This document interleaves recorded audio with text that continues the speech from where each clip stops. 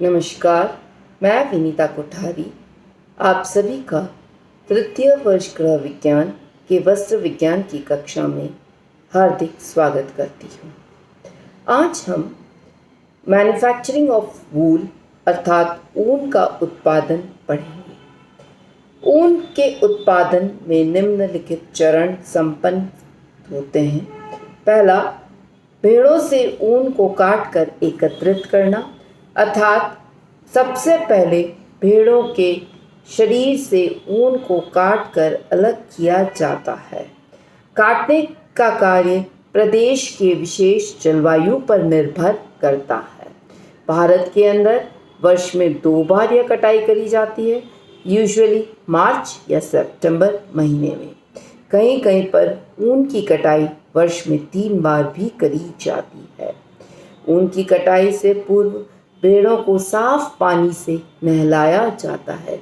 उसके पश्चात उन्हें कीटाणुनाशक युक्त पानी से धोया जाता है। ऊन काटने का 2 प्रकार की विधियां हम उपयोग में करते हैं, एक हाथ के द्वारा और दूसरी मशीन के द्वारा। हाथ के द्वारा जो हम विधियां यूज़ करते हैं उसमें हम सिकल्स हैं या रेजर्स वगैरह होते हैं। विदेशों के अंदर यह यूजुअली मशीन के द्वारा कटाई की जाती है। ऊन काटने के लिए सबसे पहले भेड़ को पेट के बल लेटाया जाता है। उसके पश्चात उसके पैरों को पकड़कर और पेट के बाल उतारे जाते हैं। उसके बाद पीठ, सिर आदि के बालों को उतारा जाता है। यूजुअली भेड़ से जो बेस्ट क्वालिटी की ऊन प्राप्त होती है वह बगल और कंधों की ऊन होती है, जिसे काटते समय ही अलग रख लिया जाता है। काटने के बाद उसकी छटाई और श्रेणीकरण अर्थात सॉर्टिंग और ग्रेडिंग करी जाती है। एक ही भेड़ के शरीर से करीबन 15 से 20 श्रेणियों की ऊन प्राप्त होती है। कटाई के पश्चात ऊन के श्रेणीकरण करने के लिए निपुण व्यक्तियों की आवश्यकता होती है। यूजुअली जो कारीगर होते हैं उनकी सिद्धस्त उंगलियां, अनुभवी आँख और स्पर्श देखकर वे विभिन्न किस्मों के ऊन को अलग अलग पहचानने की दक्षता रखते हैं। एकत्रित ऊन की किस्म, लंबाई, बारीकी, प्रत्यास्थता, मजबूती, सूक्ष्मता, कोमलता के आधार पर श्रेणीकरण किया जाता है। जो सूक्ष्म और लंबे धागे होते हैं उनसे फ्रॉस्टेड फैब्रिक्स तैयार किए जाते हैं। भारत सरकार ने ऊन की ग्रेडिंग के लिए 2 मानक दे रखे हैं। ये मानक हमारी एगमार्क स्कीम के तहत श्रेणियां दी गई हैं। Scheme of agriculture products grading and marketing act of 1937 and rules 1961 के अकॉर्डिंग हम 2 श्रेणियों में इसका विभाजन करते हैं। पहला, लंबाई के आधार पर श्रेणीकरण। 2 इंच तक के जो रेशे होते हैं उन्हें एक अक्षर से जैसे A, B, C, D आदि से दर्शाया जाता है। 2 से 4 इंच तक के जो ऊनी रेशे होते हैं उन्हें AA, BB, BB, CC, CC, DD, DD आदि से दर्शाया जाता है। दूसरा ग्रेडिंग का जो प्रोसीजर है वह फाइनेस ग्रेड स्पेसिफिकेशन, बारीकी या महीनता के आधार पर श्रेणीकरण माना गया है। बारीकी के आधार पर ऊन का जो श्रेणीकरण निर्धारित किया गया है उसमें A फाइन क्वालिटी, उसमें जो ऊन का व्यास होगा वह 33.5 माइक्रॉन्स का होगा और क्वालिटी उसकी 48 प्लस होगी। B मीडियम श्रेणी की ऊन होगी जिसमें ऊन का व्यास 34 से 39 माइक्रॉन्स होगा और उसकी क्वालिटी 40 से 48 तक रेंज होगी। C लेस मीडियम 39.5 से लेकर 43 तक और गुणवत्ता 36 से लेकर 40 तक। डी कोर्स जो होती हैं 43 एंड अबव और 32 उसकी गुणवत्ता होती है। अतः ए ओब्लिक फाइन किस्म की ऊन की प्राप्ति के लिए ऊन की बारीकी 33.5 माइक्रोन व्यास होनी चाहिए। जैसे जैसे व्यास के अंदर वृद्धि होगी वैसे वैसे ऊन की श्रेणियां घटती जाएगी।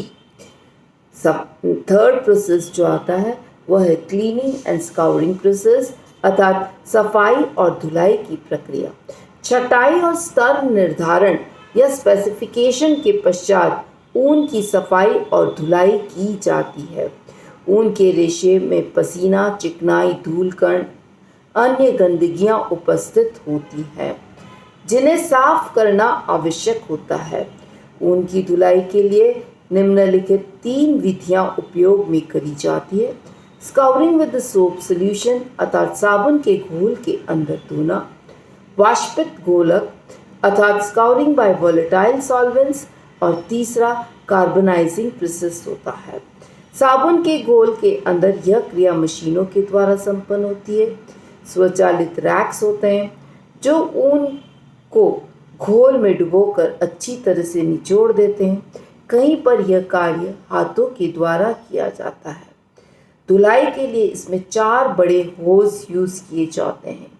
धुलाई की में पहले हौज के अंदर साबुन का घोल होता है, उसमें ऊन की लच्छियों को या ऊन को डुबोया जाता है।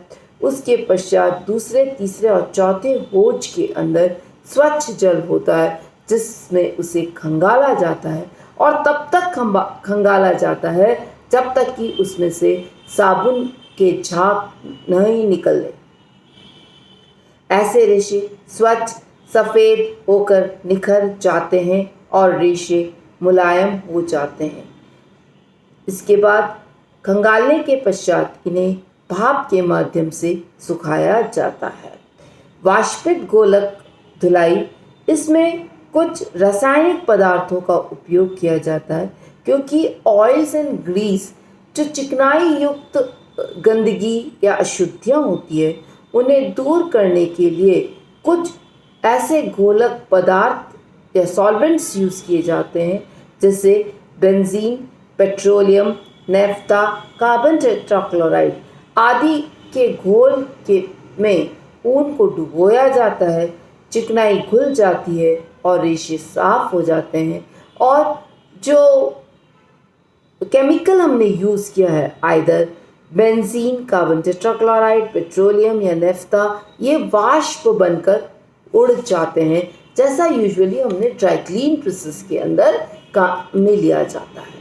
कार्बनाइजिंग प्रोसेस, उपरोक्त दोनों विधियों से यदि गंदगी साफ नहीं होती है तब इस प्रक्रिया के अंतर्गत हम जो ऊन होती है उसे 2 केमिकल्स के में धोते हैं, either H2SO4 that is sulphuric acid, ये HCl जिसे हम हाइड्रोक्लोरिक एसिड कहते हैं। इस प्रक्रिया के धोने की जो प्रक्रिया होती है इसे कार्बनाइजिंग प्रक्रिया कहते हैं। इस प्रक्रिया से सारी अशुद्धियाँ दूर हो जाती हैं और ऊन के रेशे स्वच्छ हो जाते हैं। जब रेशे धुलकर स्वच्छ हो जाते हैं तो नेक्स्ट प्रक्रिया आती है सुखाने की प्रक्रिया। सुखाने की प्रक्रिया पूर्णतः रेशे को नहीं सुखाया जाता है, उसमें नमी 12 to 18% नमी रखी जाती है क्योंकि यदि हम पूर्णतः रेशे को सुखा देंगे तो कताई या अन्य प्रक्रिया करते वक्त रेशे ब्रिटल, कड़े और सूखे हो जाते हैं जिसके कारण विभिन्न अन्य प्रक्रियाओं को करने में मुश्किल आती है। इन्हें हम भाप के माध्यम से सुखाया जाता है। आर्द्र वातावरण में रेशों को मशीनों के द्वारा गर्म हवा फेंकी जाती है जिससे रेशे सूख जाते हैं। सुखाने के पश्चात ऊन में लचीलापन और चमक बरकरार रहती है। इसके बाद फिर भी रेशे बहुत ड्राई होते हैं, अतः उन पर ऑयलिंग का काम किया जाता है ऑयलिंग का काम करने से रेशे में जो रूखापन होता है वे कुछ हद तक नरम पड़ जाते हैं और रूखापन समाप्त हो जाता है। रेशे में इस प्रक्रिया के अंतर्गत रेशों को जैतून का तेल, ग्लिसरीन, सुअर की चर्बी आदि लगाकर 2-3 सप्ताह तक उसमें छोड़ दिया जाता है, जिससे रेशे नरम और मुलायम हो जाते हैं और चिकने हो जाते हैं। इसके बाद नेक्स्ट प्रोसेस आता है ब्लेंडिंग। हमें ऊन को मजबूती प्रदान करने के लिए उसमें कई प्रकार के रेशों का मिश्रण करते हैं तो हमें एक मजबूत रेशा प्राप्त होता है। अतः इस प्रक्रिया के तहत हम विभिन्न प्रकार के ऊनी रेशों या विभिन्न किस्म के जो ऊनी रेशे होते हैं इन्हें आपस में मिलाया जाता है और उसके पश्चात ही हम अन्य प्रक्रियाएं करते हैं। यदि हम ऊन से चाहते हैं कि कॉटन के साथ मिक्स कर सकते हैं, हम इसको टेरिलीन के साथ मिक्स कर सकते हैं या जो निम्न क्वालिटी को उच्च क्वालिटी के साथ मिक्स करके निम्न क्वालिटी की गुणवत्ता को इस प्रक्रिया के माध्यम से बढ़ा सकते हैं। कभी कभी इसमें कपास के रेशे भी मिला दिए जाते हैं और वो कॉट्स वूल के नाम से यूजुअली आपने बाज़ार में देखी होगी। आइए इसके बाद हम 2 प्रकार के वस्त्र तैयार करते हैं। जैसा कि हमने पहले अध्ययन किया, एक वुलन फैब्रिक होता है, दूसरा वॉर्स्टेड फैब्रिक्स होते हैं। तो वुलन फैब्रिक्स तो सीधे ही यूजुअली जब मिश्रित कर लेते हैं उसके बाद कताई की प्रक्रिया कर ली जाती है, परंतु जब हम वॉर्स्टेड फैब्रिक्स तैयार करते हैं तो उसमें 3 प्रक्रियाएं एडिशनल हो जाती हैं।